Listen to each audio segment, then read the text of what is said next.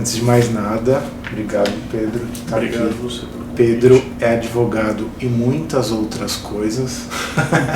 Tem aí uma carreira bem interessante, bem rica. Tem um canal no YouTube que fala sobre política de um jeito que as pessoas entendam, né?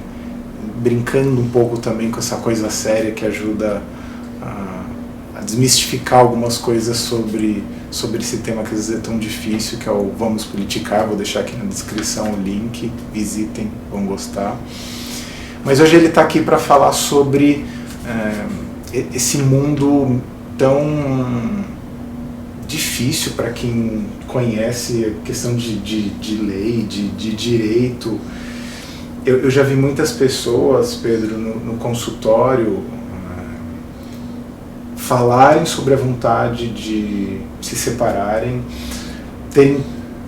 tá com tudo organizado na cabeça, mas ela coloca a questão jurídica como uma barreira psicológica e ela não consegue dar um passo à frente porque... Sabe quando você tem que ir no cartório protocolar umas coisas que você fala assim, ai minha nossa senhora, eu brinco, eu chamo isso de burocratofobia, sabe? A pessoa tem fobia de burocracia. E quando ela imagina que ela vai entrar nesse universo e ela imagina que tem que lidar com advogado e com rios de dinheiro, quando às vezes ela não tem exatamente esse rio de dinheiro.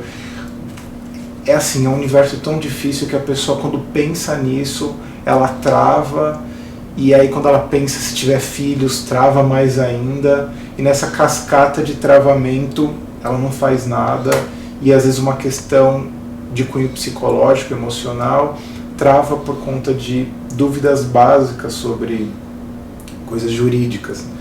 E assim, o que a gente vai falar aqui hoje, obviamente, não vai responder, não vai contemplar cada caso específico, porque eu imagino que tenham sempre a exceção da exceção, e isso vai precisar ser olhado por um especialista, vamos dizer assim, no assunto. Mas traduzindo de forma bem simples, quando uma pessoa fala assim, quero me divorciar, que é diferente do terminar a relação, me separar. Aliás, o que é separar, o que é divorciar? Ainda existe aquele negócio de separação de corpos, separação de espíritos, sei lá, que às vezes tem. Tô brincando, bem que tem. Me fala um pouco disso, assim. Antigamente, a lei ela era machista, né? Então, de certa forma, a mulher ela tinha muitas proteções porque o homem era o pai de família e dominava toda a relação. Então existiam várias formas de você se separar. Começava com uma separação de corpos, que era fisicamente o casal se separava. Que era só o casal que sabia. Era só o casal que sabia. Você se separava fisicamente. E isso nem era uma dimensão jurídica. Era um fato. Ok. Era um fato que você levava ao juiz posteriormente, mas era um fato. Ok. Uma separação de corpos acontecia.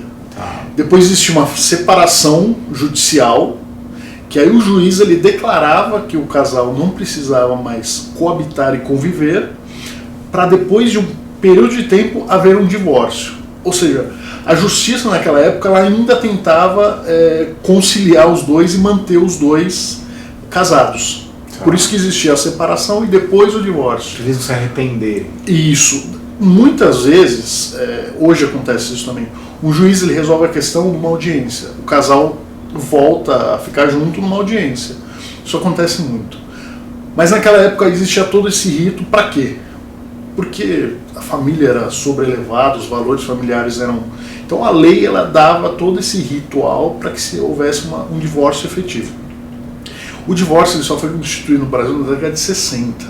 Antigamente existia o desquite, que era uma figura bizarra. Assim, pessoa desquitada. Desquitada, isso. E aí não tinham alguns direitos, era uma coisa bem...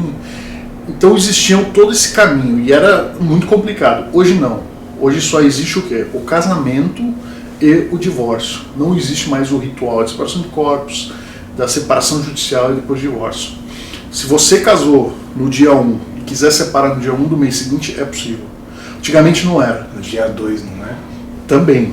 Assim, passado um mês, você já pode separar. Antigamente não. Antigamente você casou, você entrava na separação de corpos, e depois de um ano só você podia pedir o divórcio. Pergunta boba.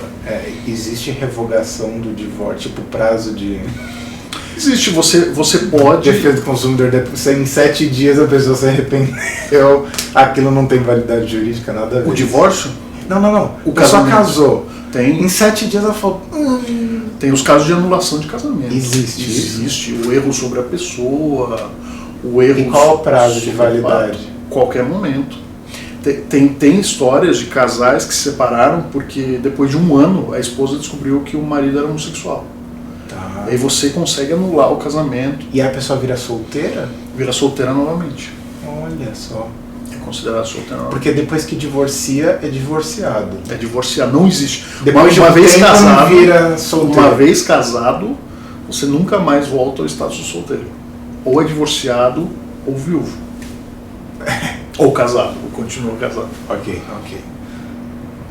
Então quando a pessoa casa de novo, ela volta a ser casada. Isso. Tá, isso é divórcio. Tá. Beleza. Fala um pouco sobre... Porque é legal você estar falando essa coisa histórica, porque é uma coisa que eu também tenho dúvida, assim, essa coisa de regimes, né? Me parece que essa coisa de regimes foi sendo atualizada ao longo do tempo. Fala um pouco das diferenças dos regimes. Hoje, no Brasil, existem 4 regimes. É a separação total de bens, comunhão universal de bens, a comunhão parcial de bens e o regime final de aquestos. Antigamente, existiam só os 3 primeiros, os aquestos não existia. Então era só a separação total, a comunhão universal e a comunhão parcial. No passado, a regra era que todo casamento fosse em comunhão universal. Então, caso ninguém falasse absolutamente nada, o casamento era feito em comunhão universal. A lei dizia isso. Hoje a regra é a comunhão parcial de bens. Se ninguém abrir a boca para Se ninguém abrir a porque boca... lá no cartório eles perguntam, vocês vão querer casar em que... Se a pessoa distrair, espirrou, foi pra lá, faz o que você quiser. Parcial. Comunhão parcial. Comunhão parcial é aquela em que, após o casamento, tudo o que é construído por os 2 cônjuges pertence ao casal.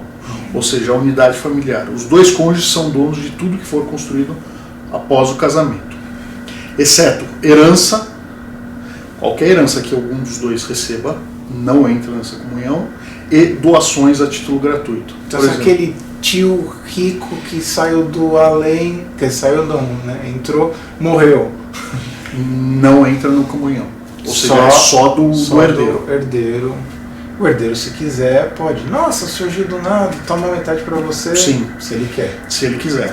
Mas se ele não falar nada, pertence só a ele. Mas, por exemplo, morreu, tio milionário, deixou lá 10 milhões pra pessoa, e o casal foi se separar dali 10 anos. Aqueles 10 milhões viraram uma casa na praia. A gente tá falando de gente rica, tá? São casos assim, só pra gente entender. Se você quiser colocar a herança com R$1.000, também tá valendo. Depois de 10 anos, aqueles 10 milhões foram diluídos em casa na praia, carro, não sei o que lá. Entra no divórcio. Porque daí é dinheiro que ela gastou em favor do casal. Ela gastou em favor do casal. Ela pegou os 10 milhões e falou, beleza, vou comprar uma casa pra gente. Foi em favor do casal. Ok. Tá, mas e se o seu cara falou, vou comprar uma casa no topo da montanha, eu não gosto de topo da montanha, mas vou comprar pra mim. É dos dois. Comprou, é dos dois. É dos dois. Certo. É dos dois. Então, isso é que é o considerado é dos dois. Isso. Comprou, é dos dois, não importa se um gostou, se outro não gostou, se é de mau gosto ou se é de bom gosto. Isso. Legal. Essa é a separação parcial, que é depois do casamento. Tá. O que é a separação total? Separação total é quando não há mistura de patrimônio. Você casa, mas cada um tem suas coisas. Então, você pode comprar o que você quiser, quando quiser, como quiser. É seu. Se está no nome... Se quiser que seja junto, tem que comprar no nome dos dois. Por exemplo, um apartamento. Se eu sou casado em separação total e eu compro apartamento só no meu nome, é só meu. A minha esposa não tem direito nenhum sobre esse apartamento. Se eu quiser que ela tenha direito, os dois têm que comprar no nome de ambos. A escritura ou matrícula tem que estar em nome de ambos. Uma coisa que me ocorreu agora, assim, por exemplo, a gente está falando sempre de créditos, né? A pessoa tem, gastou dinheiro. Mas e se ela tem débitos? Sei lá, a empresa faliu, foi uma empresa laranja, essas coisas que existem, né? Como é que isso fica em termos de separação de dívidas, por exemplo? O mesmo vale para os débitos. Tudo, na caso de separação total, tudo que for débito de um é de um. Não mistura no patrimônio do outro. Comunhão parcial, ou seja, o regime misto aí do comunhão parcial. Tudo que é dívida anterior ao casamento é dívida anterior ao casamento. Então, se aquela empresa foi constituída antes do casamento, se ela quebrou, fica no nome lá dele ou dela, que X. Isso. As dívidas que foram contraídas após o casamento, aí sim, elas se comunicam entre os dois. Tá. Beleza. Então, se você for casado com alguém que tem uma empresa, você pode entrar no mérito ou na roubada dessa empresa. Sim. Sim. Não tem. Sim. E isso recai para os filhos também? Sim. Quando depende, por exemplo, a pessoa morreu, o dono da empresa morreu. O espólio, o inventário dele vai responder por todas essas dívidas. E quem vai estar nesse espólio são os filhos e a esposa, no caso. Aí o inventário vai responder por essas dívidas. Consequentemente, os herdeiros também vão responder. Ok. E a comunhão total é mais fácil, que tudo é de todo mundo. Tudo é de todos. Você é rico ou miserável, tem muitos, tem pouco. Tudo é de todos. De sempre, todos os tempos da humanidade. Tudo é de todos. Só precisa tem um detalhe aqui que precisa ser posto, que é o seguinte: a lei, ela reserva o quê? Instrumento de trabalho, livro pessoal, salário, ganhos diversos com suas habilidades. Isso não entra em nenhum regime. O que quer dizer na prática? Isso pertence a você. Ok. O seu salário é o seu salário, independente do regime que você esteja casado. Você ganha o seu salário, é seu salário. Não comunica com o outro. Certo. Livros também. A lei diz livros. Livros é seu. Não importa o regime que você esteja casado. Você vai rasgar o livro no meio da metade. Instrumento de trabalho é seu. Todos os ganhos que você tiver em relação às suas habilidades. Você é músico, você é artista, é seu. Não importa o regime que esteja casado. Isso não é considerado patrimônio separado? Sim, é único, é exclusivo seu. E é o outro lá, o último que você falou, in natura? Participação. Não. Natura não? Participação final dos aquestos. Aquestos. Que é isso? Esse regime é um regime novo, que foi introduzido com o Código Civil de 2002. Ele é um regime, é o mais equânime, o mais equitativo, mais justo aos olhos de um casamento. Ele é a mistura de uma comunhão parcial com uma comunhão, com uma separação total. Por quê? Quando você casa nesse regime, é separação total. Cada um tem um patrimônio. Certo. Independente do que você faça, cada um compra o que quer, cada um. E tudo aquilo que for comprado conjuntamente é resolvido no fim do casamento, caso haja divórcio. Então, por exemplo, eu e minha esposa compramos uma casa na praia, no nome dos dois. No fim do casamento, lá no divórcio, a gente vai olhar quanto dessa casa vai para cada um. Ou seja, só entra na divisão de bens aquilo que for comprado efetivamente conjuntamente. Nossa, então basicamente aí, se uma pessoa ganhou mais dinheiro na vida do que outra, ela poderia tirar mais parte disso do que a outra? Sim, dependendo do que for, sim. Se eu compro 70% do imóvel e a minha esposa comprar 30%, eu vou ter 70%, ela vai ter 30%. Mas e se ela não trabalhava, não tinha entrada financeira, é zero? É zero. Porque ela não contribuiu para construir o patrimônio. Mas isso é uma coisa que eu sempre penso, né? Daí já é uma questão mais psicológica, que eu já entendi que a lei não sanciona isso. Eu entendo que o casamento, a parte, vamos dizer assim, produtiva, a que ganha o dinheiro, eu não consigo ver ela plenamente desvinculada da parte que tecnicamente dá suporte técnico, logístico. Então um pode cuidar do ganho do lado de fora e o outro cuida da retaguarda, que no meu entendimento é tão importante, porque se você fosse contratar alguém para poder fazer isso, você ia pagar caro, né? Então você chega em casa, as coisas estão prontas, seu marido, sua esposa deixou tudo preparado. Eu tenho sempre a sensação de que isso tem um valor financeiro, apesar de não ter um valor mercadológico, comercial. Como é que a lei interpreta isso? Por isso que a lei bota que o regime de regra é a comunhão parcial, onde após o casamento, tudo é de todos. Porque esse, como é que chama? Participação final dos aquestos. Aquestos. É quase quando eu tô magoado, aí você não merece nada. Mais ou menos. Quando eu te amo, tudo é nosso. Mas agora que a gente vai separar, não, aquele dia lá você fez um negócio lá que eu não gostei. Na verdade você nem ajudou nada com aquela casa da praia. Você ficou me infernizando, não vai ganhar nisso. É possível. É possível. Se for o aquesto. Sim. E você precisa dizer isso. Precisa. Sempre que você vai casar, existe um instrumento chamado pacto antenupcial. Esse pacto antenupcial é onde você vai declarar o regime que você quer. Caso você não declare nada, é a comunhão parcial. E aí você fala, a gente quer participação final dos aquestos. Aí no pacto antenupcial vai estar descrito isso. Tá. União estável. Que raio que é exatamente isso? É o casamento sem casar? Como é que é? Explica o que é. A união estável, ela equivale ao casamento. A principal diferença entre os dois é que o casamento existe um contrato formal, que é o contrato de casamento. Sim. Você assinou um contrato com a sua esposa, com o seu marido. Ou seja, é uma formalização.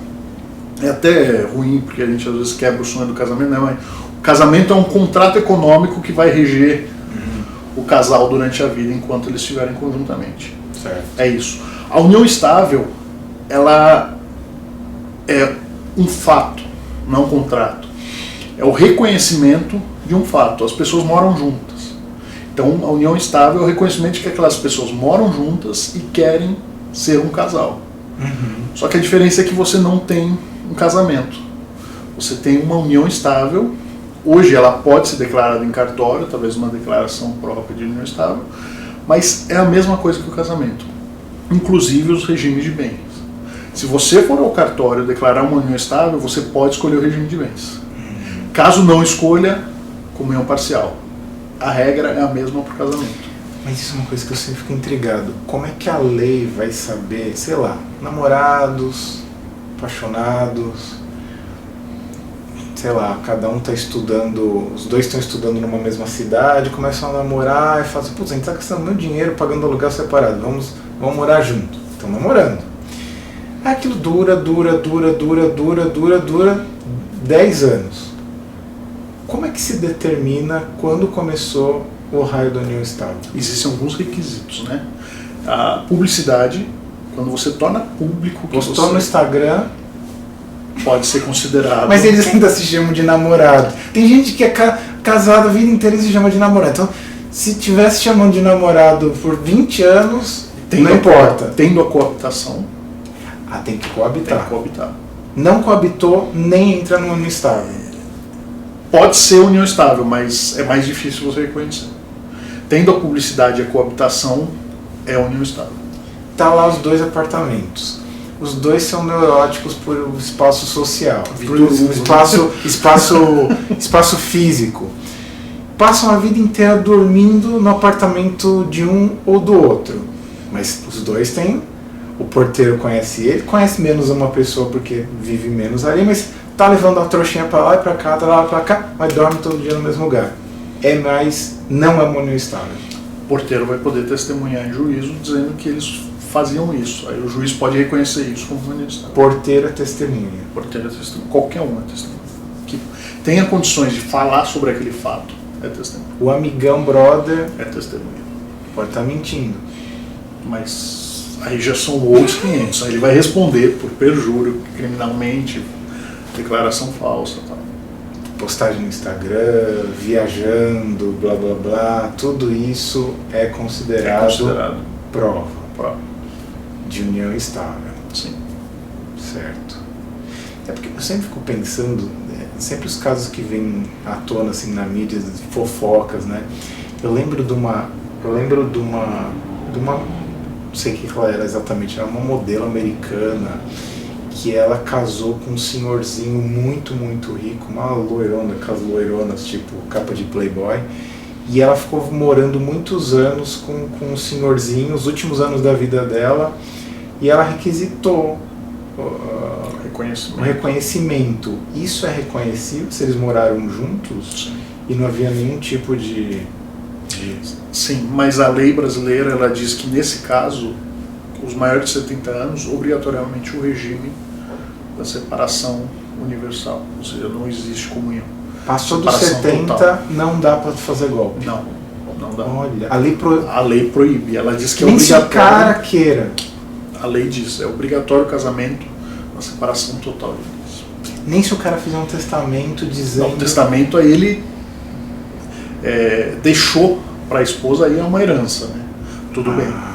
Mas tem que lembrar o seguinte, no Brasil você só pode deixar 50% dos seus bens em testamento para os não herdeiros, filhos, ascendentes, descendentes. Você só pode dispor de 50% dos seus bens. Os outros 50% é a chamada legítima, as quais vão necessariamente para os seus herdeiros. Então 50% do patrimônio é garantido legalmente para os herdeiros naturais, filhos. Tá bom. Beleza, entendi. Próximo tópico. Partilha. Tá dentro disso, né? Foi meio que a gente falou. Partilha tá nisso. Herança. Entra... A gente falou que não. Pensão, né? Estava explicando antes aqui, a gente estava conversando, da pensão para o cônjuge e pensão para o filho. Explica um pouco como é que isso funciona. A pensão para o cônjuge, a lei ela diz que quem não tem condições de sobrevivência, vamos dizer assim, o outro tem o dever de ajudar e garantir a sobrevivência. Então assim, caso fosse casado, se divorciaram, e essa cônjuge ela não tem condições de trabalhar, ela pode requerer do cônjuge uma pensão que não é vitalícia, ela é temporária. Os juízes no Brasil, o que eles fazem? Eles determinam uma pensão temporária. Eles dão tempo para que essa pessoa possa trabalhar e ter o próprio sustento. Isso independente de idade, capacitação... Só existem dois casos em que a pensão pode se tornar vitalícia. Saúde. Caso a pessoa não tenha condições de saúde de trabalhar e se manter, tem algum tipo de doença, algum problema, aí a pensão pode se tornar vitalícia. Aí o outro cônjuge talvez tenha que arcar com essa pensão até a vida inteira. E o outro caso é quando a idade não permite que essa pessoa trabalhe mais, exerça trabalhos que deem um sustento. Então nesse caso também o outro cônjuge ele pode ser... E a idade qual é? Não existe, assim, geralmente... O juiz que vai decidir se a pessoa... O juiz que vai determinar, O juiz ele vai olhar para os fatos e vai falar, realmente, não tem mais condições. Assim, eu tô falando uma brincadeira, mas assim, eu tô imaginando, se é uma pessoa mais enxuta, vamos dizer assim, porque a gente sempre descobre a idade das pessoas quando elas morrem, né? Nossa, foi tão jovem, a pessoa tinha 70 anos, 60, então assim, é uma percepção social do que é ser jovem e capacitado. Então, uma pessoa de 60 pode ser vista pelo juiz como alguém, não temos condições, a pessoa é muito velhinha, vitalício. Sim. Ou fala assim, essa pessoa tá em condições aí de ter o meu primeiro emprego. Sim. Mas é estranho, né? É sempre caso a caso. Por isso que existe um juiz lá, que ele vai pegar, ele vai ser sensível à situação, ao caso, e vai olhar a particularidade. De modo geral, o que acontece? Porque eu tô pensando aqui naquela... Tô pensando num perfil aqui, aquela mulher de 50, 60 anos, aquele cara já não dá gosto mais de olhar para a cara dele. Ele trabalha, tem o rádio patrimônio, os dois, e ela sabe que lá com seus 50, 60 anos, ela se dedicou para os filhos, tem 2, 3, ou uma idade de 15 a 25 anos, vamos dizer assim, então não é nem que são crianças pequenininhas, e ela vai pensar, caraca, por onde que eu vou começar para ter uma vida minimamente digna, né? Meu primeiro emprego, vou empacotar coisa lá no supermercado. É uma coisa estranha em alguma medida, embaraçosa, né? Pensar.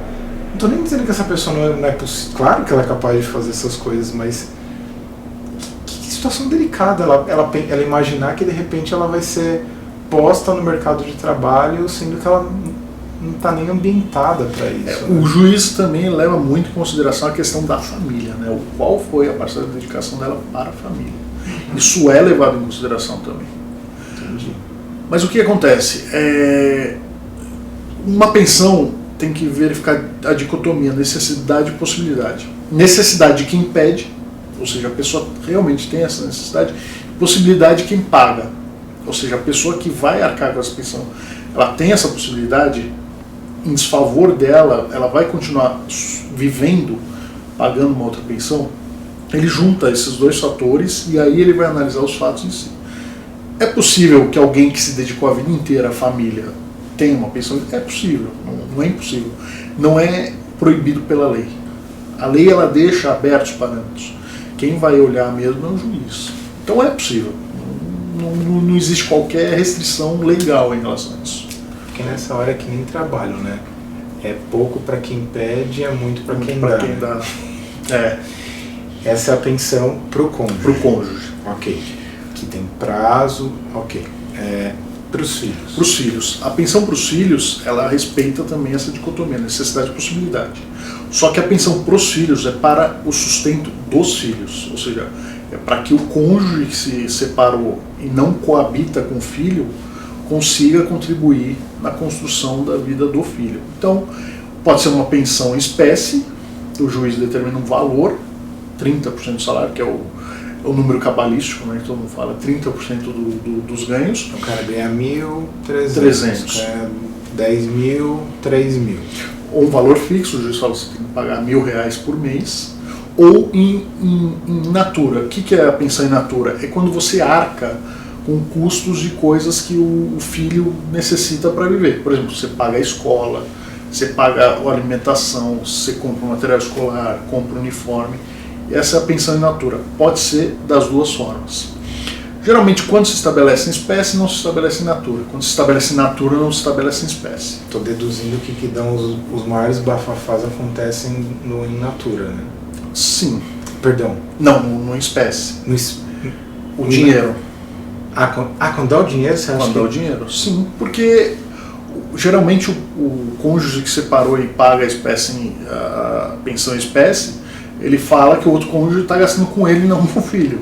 Ok. Aí dá uma briga homérica para você provar onde é que está indo esses recursos, né? Se é efetivamente com o cônjuge ou se é com o filho. E aí tem que ficar juntando nota de tudo, comprovando os depósitos, onde gasta, porque gasta, como gasta, onde compra. E esse negócio de pensão de filho, todo mundo hoje em dia sabe que é sério, mas como sério é assim? O cara não pagou... Os tribunais no Brasil, eles dizem que 3 meses de atraso gera a possibilidade de você ser preso.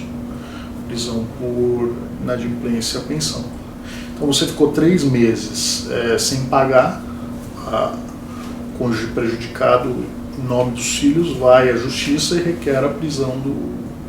Mas isso depende do cônjuge ser pego. Isso depende de uma ordem judicial. Tem a ordem, mas a polícia não encontra o sujeito. Sim, aí vira... a caçada. Vira a caçada, né? Ele está foragido. Aí sim vira o emblemático. Porque não é sempre tão fácil encontrar o sujeito que deve esse tipo de coisa. Não, geralmente, infelizmente, né, os devedores são devedores contumazes, nunca pagaram e nunca vão pagar. porque eles fogem à obrigação. Aliás, eles fogem à obrigação com o pai, né?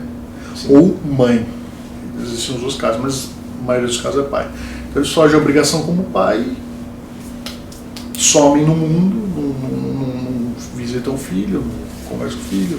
Então a pessoa tem que fazer fazer um BO? Não necessariamente. No processo de pensão, ela já determina isso. Sim, mas assim, não pagou 3 meses. Você vai no processo. Mas aí você tem que chamar o advogado. Isso. E aí o advogado aciona juridicamente. Vai até o juiz e fala, olha juiz, 3 meses sem pagar, vamos decretar prisão. Ele pede para o juiz. Aí o juiz vai olhar os fatos e vai emitir um mandado ou não de prisão. Aliás, isso também é uma pergunta assim que, voltando talvez um ponto, que sempre o advogado precisa estar implicado em tudo isso que a gente falou até agora. Sim. Porque o que é o consensual, litigioso? O advogado ele é necessário em qualquer tipo de processo judicial. Isso é uma obrigação legal. Toda representação em processos judiciais é feita por um advogado. Porque tecnicamente ele está apto a falar pelas pessoas dentro do processo. Mas quando, por exemplo, a pessoa, o casal vai lá na frente do juiz e fala, tá tudo certo, não tem bem, não tem nada, tá tudo tranquilo, que não tem filho, pode fazer os dois no cartório e assinar. Isso existe? Existe. Existe o divórcio consensual e litigioso. Vamos falar só quando é um casal sem filhos. O divórcio consensual ele pode ser feito em cartório. Por quê? As pessoas se entenderam, chegaram num consenso e falaram, beleza, vamos separar. Ainda que tenham bens. Ainda que tenham bens. Eles vão no cartório junto com o advogado, precisa de um advogado, pode ser um advogado para os dois. Okay. Pode ser o mesmo advogado para os dois, mas eles vão no cartório junto com o advogado e o tabelião vai lavrar um termo de divórcio, onde ali mesmo vai ser feita a disposição dos bens, vai ser feita a separação dos bens. Por quê? Porque é consensual, chegaram num consenso. Quando é litigioso, eles precisam levar isso a um juiz, porque o juiz é a pessoa que vai decidir como é que vai ser feito. O litigioso é porque tem treta. Porque tem treta, ninguém está chegando no entendimento. Um acha que é mais, outro acha que é menos. Isso. Aí quem vai arbitrar é o juiz. E aí tem 2 advogados. Isso. Mas, por exemplo, a parte que não tem recursos, como que ela paga um advogado? Ela pode ir na Defensoria Pública do Estado. Então ela vai na defensoria e fala assim, eu não tenho recursos, quero me divorciar, isso. Meu marido é um xarope, não quer conversar, não quer acordo, ele acha que deve menos, eu acho que você demonstra nosso patrimônio assim assado. Isso. E a defensoria presta esse tipo de assistência judiciária para essas pessoas. Ok. Quando o casal tem filho, obrigatoriamente o divórcio precisa ser judicial. E normalmente esses filhos menores, né? Ou necessariamente judicial. E nesses casos, assim, por exemplo, como que a pessoa que está querendo fazer o divórcio, ela tem que reunir uma quantidade de documentos para provar alguma coisa? É muito específico isso. Por exemplo, se ela quer provar que o cônjuge criou empresas de laranja, ela precisa minimamente ter documentos que provem isso. Porque quando você alega, você precisa provar a sua alegação. Não tem como a outra parte ter que se defender de uma coisa que você não consegue provar. Então você precisa minimamente juntar documentos, juntar coisas aptas a provar o que você está alegando. Caso contrário... Não tem prova, não existe. Não. Que é diferente da lei americana, quando a gente vê em filmes, o que o cara fala... É o que vale. É o que vale. A declaração dele é... Inclusive, se você mente, nos Estados Unidos, se você mente no julgamento, você responde pela mentira também. Aqui no Brasil, não. Aqui no Brasil, não, o acusado pode mentir que não existe penalidade. Não fui eu. Ok, não foi você. É o direito que você tem de falar. Quem não pode mentir no Brasil é testemunha. Ok. Guarda de filhos. Como é que isso acontece? Também é uma outra coisa que as pessoas ficam, às vezes tem medo. Será que o parceiro, a parceira vai ficar 24 horas por dia, 7 dias da semana, 30 dias do mês, 365 dias do ano? Que horas eu entro, que horas não entro? Fim de semana sim ou não? Eu posso pegar na escola, posso ver quando não... Essas coisas todas. A guarda, existem 2 tipos de guarda. A guarda unilateral e a guarda compartilhada. A guarda unilateral, ela sempre existe quando não existe consenso entre o casal. O casal se divorciou, mas eles não entram em nenhum consenso. Inclusive em relação a ver o filho. Ah não, hoje você pode, hoje não pode. Então, se o juiz ele declara uma guarda unilateral, que é o quê? Um dos cônjuges vai coabitar com o filho e o outro cônjuge vai ter dia e hora para ver o filho. Então, às 15 horas do sábado você pega aqui em casa e às 19 horas do domingo você traz de volta aqui para casa. Essa é a guarda unilateral e a mais rígida, onde a decisão sobre o filho fica a cargo de um cônjuge, geralmente com o que coabita. Como é que vai para a escola? Vai em que escola? Pode ir no passeio ou não? Geralmente é esse cônjuge que decide. E isso tem alguma razão de acontecer? Quando há um dissenso, ou seja, uma briga, um conflito, alguém precisa decidir. Por quê? Porque se os dois ficarem brigando, o filho vai padecer. Então a justiça, a lei, através da justiça, ela prefere determinar uma pessoa só para decidir. Se a outra pessoa não estiver gostando, ela que recorra ao juiz, mas é uma pessoa que fica responsável por todas as decisões em relação ao filho. Essa é a mais comum ou não? Não, hoje no Brasil a guarda compartilhada ela está sendo muito praticada. O que é a guarda compartilhada? É quando não existe rigidez alguma. O casal, eles se entendem em relação ao filho. Em algum nível. Em algum nível eles se entendem em relação ao filho e não existe a rigidez. Então, por exemplo, liga, eu vou passar aí amanhã às 2 para ver ele e sair com ele. Ok, não tem problema nenhum. Existe a flexibilidade de horários, datas e tudo. E a decisão é tomada em conjunto. Vou precisar viajar a trabalho, você tem como segurar o ponto aí? É isso. Aí a gente está falando de um casal minimamente civilizado. Sim. Na unilateral não, eu vou ter que viajar a trabalho não. O problema é seu. Às 15 horas você tem que me buscar. E se não vier? Você pode alegar para o juiz, aí pode se tornar uma situação mais drástica, que é a visita assistida. Que aí você vai ao fórum, leva seu filho ao fórum, seu filho e sua filha ao fórum, e o cônjuge que tem que visitar vai ao fórum visitar. Ou seja, se assiste a visita. É uma visita no fórum? No fórum. Numa sala no fórum? Isso. Fica lá brincando de boneca, de casinho, não sei o que lá, de carrinho. Sendo assistido, isso. E ali um assistente social. É isso aí. Olhando para ver se... É isso aí. É isso aí. Isso acontece. Acontece. Caramba. Meio dramática a situação. E acontece, eu estou imaginando, em situações drásticas.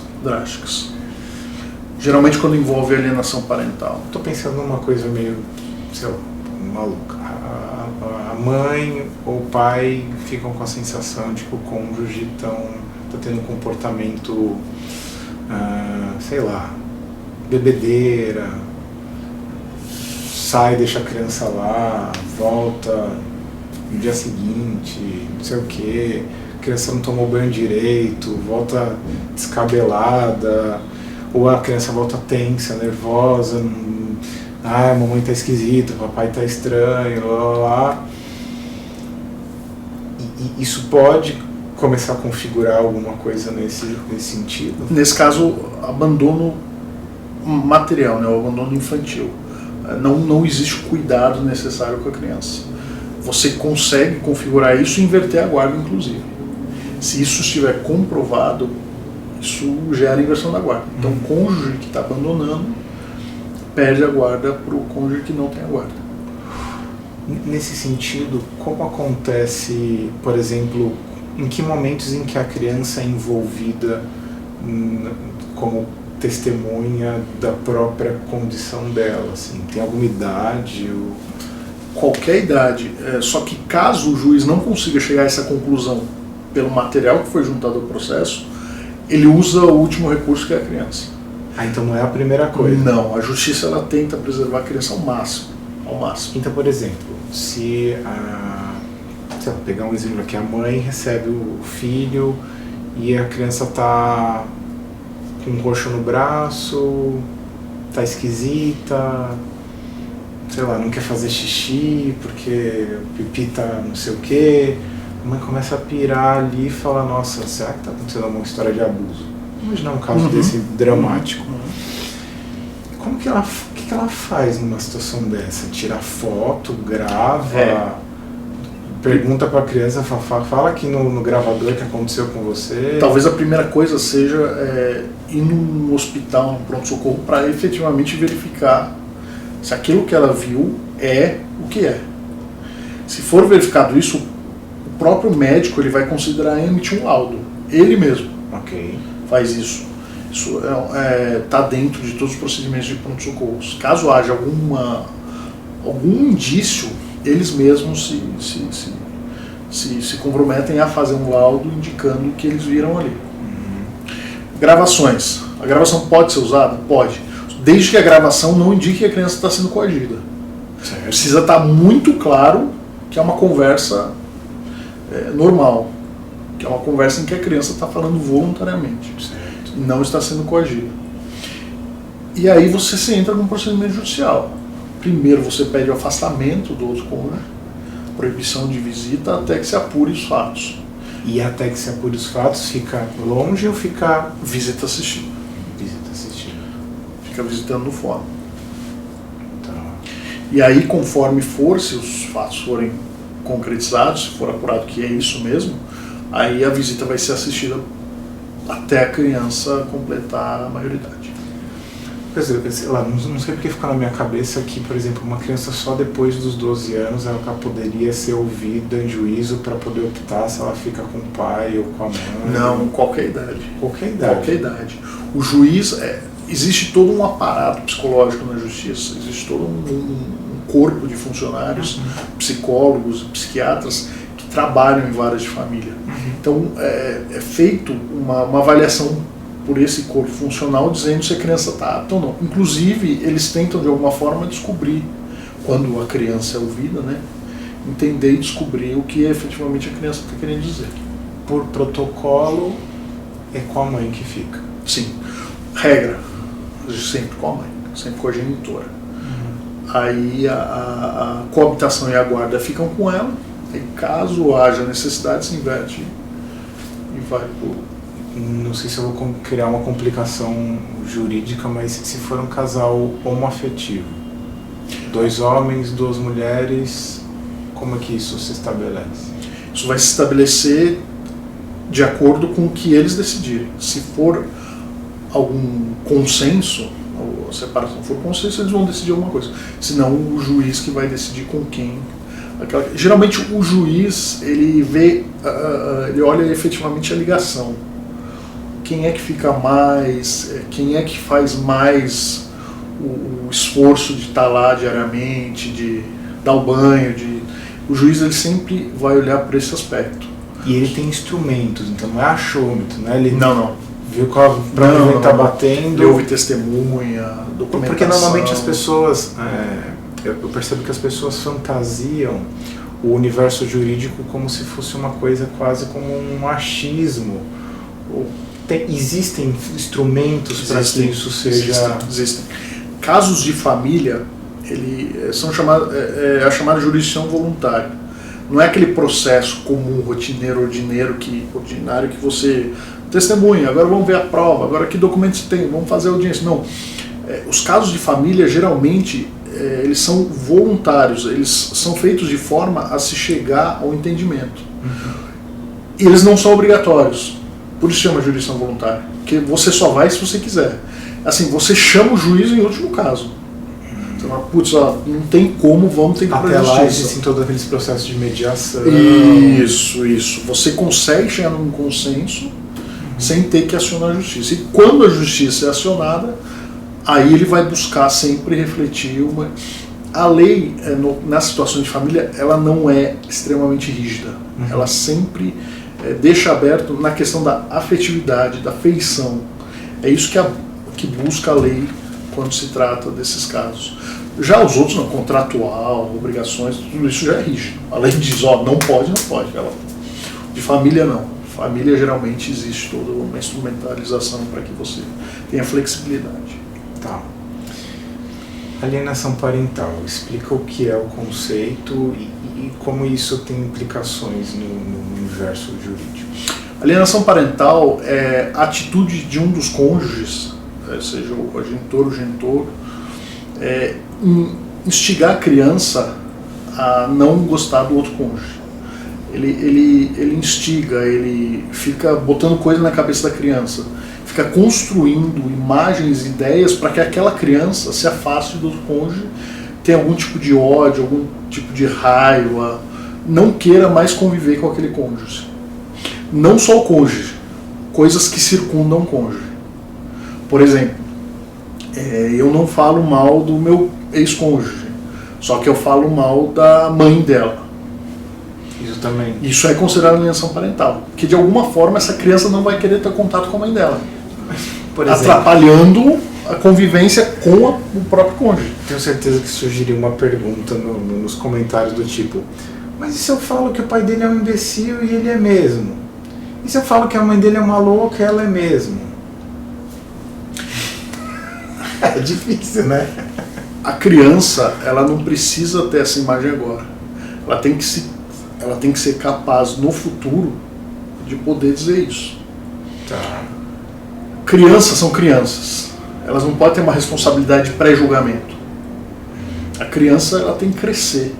O pré-julgamento ela vai começar a fazer com 13, 14 anos, quando ela tiver acesso às informações e poder falar no intuito dela o que é certo e errado. Uma criança, ela tem que viver com o pai e com a mãe, sem ter pré-julgamento. Claro, existem pais e mães ruins, odiosos. Aí você tem que tomar todas as atitudes para afastar essas pessoas da criança. Mas em relação ao caráter, a construção que se faz do outro cônjuge, a criança ela precisa ter a noção dela no futuro. Então você aliena uma criança, isso é péssimo para o crescimento dela. Sim. Você deturpa a vida dela. Pode criar um trauma pro resto da vida. É que as pessoas, nessa hora, eu imagino que elas estão dominadas, às vezes, por um tipo de vingança, de revanche, e elas usam a criança como um meio de atingir Sim. a outra pessoa, né? Na maioria dos casos é isso, é rancor que é direcionado à criança como forma de atingir um outro cônjuge ou o que está em volta do outro cônjuge. É importante lembrar disso, não é só relativo ao outro cônjuge. É tudo aquilo que vai, de alguma forma, dificultar a convivência da criança com o outro cônjuge. Dei o exemplo da avó. Ficar falando mal da avó. Aí a criança não vai querer mais ver a avó, não vai querer mais ir na casa do pai porque a avó tá lá. Ficar falando mal da madrasta do padrasto. Também, mesma coisa. Isso daí mas é a mesma coisa. Hora, isso né? é considerado alienação parental. E aí, inclusive, o outro cônjuge ele pode pedir inversão da guarda nesse caso. Porque você está criando verdades, criando uma constatação que não reflete a realidade. E aí está impedindo essa criança de viver bem inclusive com outro cônjuge. Tá. É que tem uns casos que aparecem na mídia, né, que fica essa disputa de cantor famoso, lá aparece a ex falando não sei o que lá da atual e vice-versa, e nossa, que confusão. Eu sempre fico imaginando como que a cabeça da criança fica numa situação dessa, né? Aí as pessoas, né, eu falei isso bastante em todos os vídeos, aí as pessoas dizem que o problema é o fato do casal ser separado, né? E eu digo, veja, não é o problema do casal ser separado, o problema é do casal ser separado nessas condições. Né? Isso dificulta todo o processo, porque a criança não vai absorver um problema, um trauma em si, simplesmente pela separação. Tem questões, né, que eu já falei nos outros vídeos, mas são essas questões que são levadas no âmbito de alienação que são problemáticas. Né? Sim, sim. Teve um caso que eu não advoguei, mas eu vi, foi um conhecido meu, que a mãe instigava contra o pai, eram 2 meninos. E ela falava sobre um processo judicial. Ela, não, mas no processo, seu pai fez isso no processo, seu pai não pagou nada pra gente por causa do processo e tal. Os meninos passaram a odiar o pai. Quando eles cresceram, o pai deles pegou o processo judicial, deu na mão deles e falou, ó, ler o processo e ver se eu fiz alguma coisa. Eles leram, o pai não tinha feito absolutamente nada.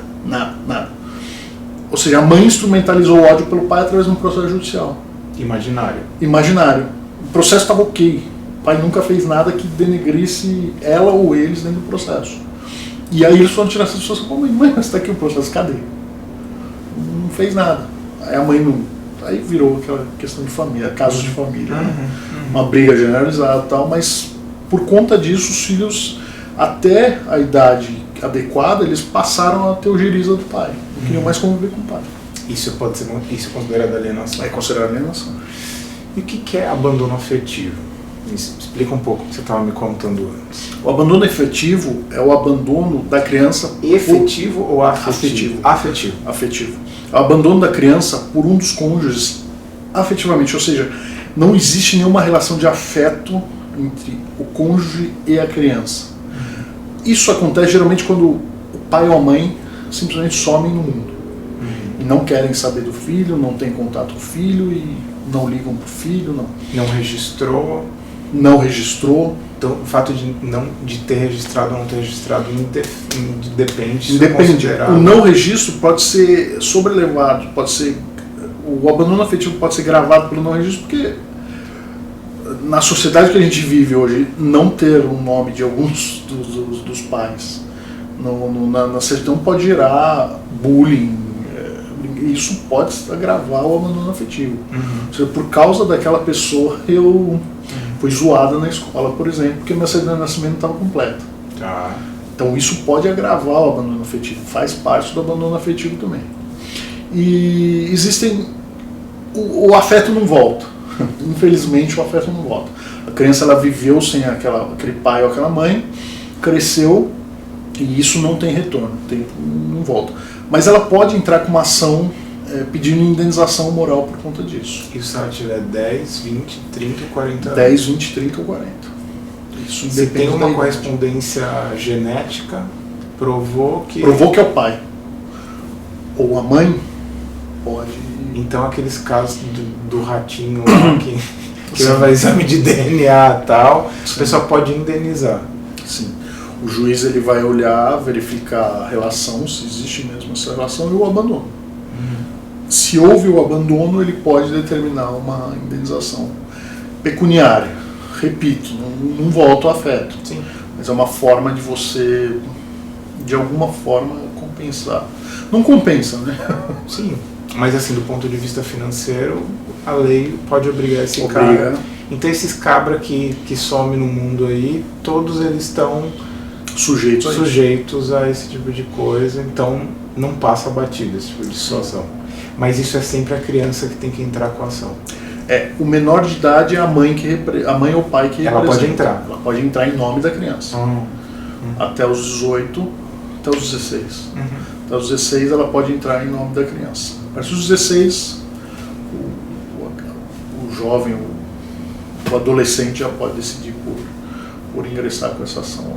E aí o juiz que vai definir o valor. Isso. Vai analisar caso a caso sempre. E vai definir o quanto aqui, um valor expressivo daquela situação. Difícil calcular isso, não é? Então, foi o que eu disse. Não, assim, o afeto você nem assim, mas eu estou imaginando como calcular o potencial financeiro que esse pai poderia ter contribuído ao longo do tempo. Pegar a idade da pessoa, fazer vezes X, uma pensão imaginária. Geralmente, a indicação dos tribunais é a seguinte, você vê a condição da pessoa. Porque a regra é a seguinte, quanto maior a condição, mais aquele pai poderia estar junto, né? Porque quanto menos a condição, provavelmente aquele pai tem mais dificuldades de estar junto. Então, quanto maior a condição, mais aquele pai poderia estar. Então, geralmente as indenizações maiores são oriundas dos casos dos milionários, artistas. O que mais que você acha que seria relevante colocar? Porque acho que a gente tentou abranger, sei lá, uma quantidade de temáticas. Você lembra de alguma coisa que ficou de fora? Não. Acho que eu acho que o principal, aí independe se é divórcio, guarda, é o consenso. a gente tem que sempre lembrar que nós somos seres humanos e nós temos vontades. Se o Neil casou, não deu certo, não deu certo. É possível. Tudo pode dar errado, né? Só que assim, a melhor forma de se fazer uma separação, inclusive com filhos, é o consenso. A briga, ela só gera problemas pro casal e pro próprio filho. E quem quer preservar o filho vai buscar sempre o melhor caminho de preservação. Então assim, sempre buscar o consenso. Nunca partir para briga, para o dissenso, para discussão, principalmente na frente dos filhos. Porque às vezes isso pode gerar traumas, né? Aí é a sua área, né? Isso pode gerar traumas que vão ser carregados pro resto da vida, e a criança, quando adulta, nunca vai entender, e aquilo pode gerar problemas na vida dela, né? Então é sempre consenso. Não deu certo, não deu certo. Vamos, como duas pessoas adultas, sentar e conversar sobre o que a gente vai fazer em relação a isso. Sem ameaçar, sem jogar um contra o outro, sem jogar filho contra o outro, sem contar mentiras. Assim. Eu acho que esse é o principal caminho.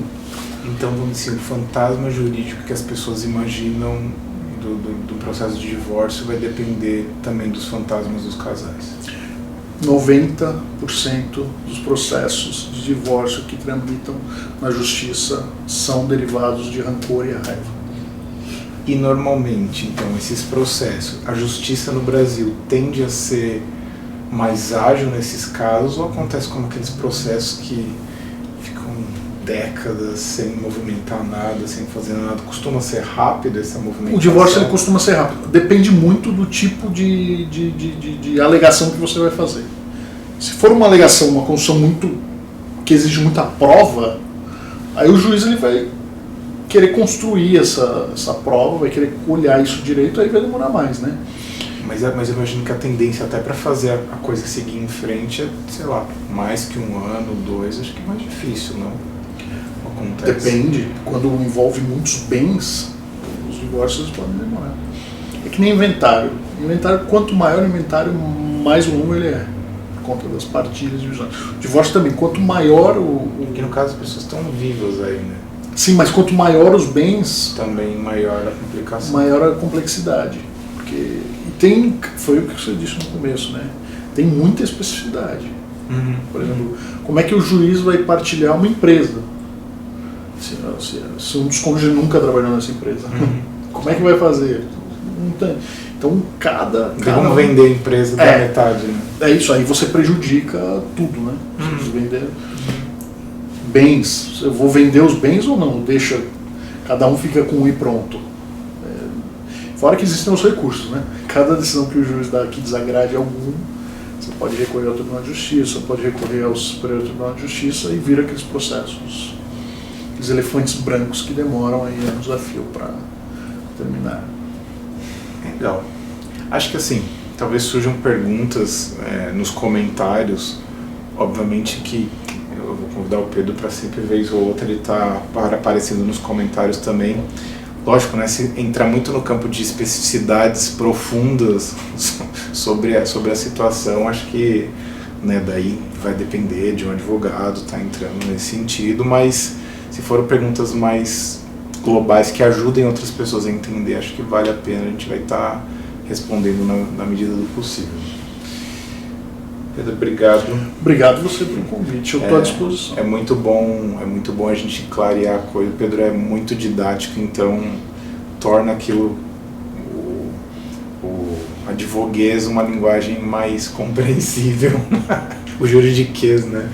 E a gente começa a entender um pouco mais. Obrigado, Pedro. Obrigado você, estou à disposição. E a gente encerra aqui essa série de vídeos sobre o divórcio, mas surgirão outros vídeos sobre temas correlatos.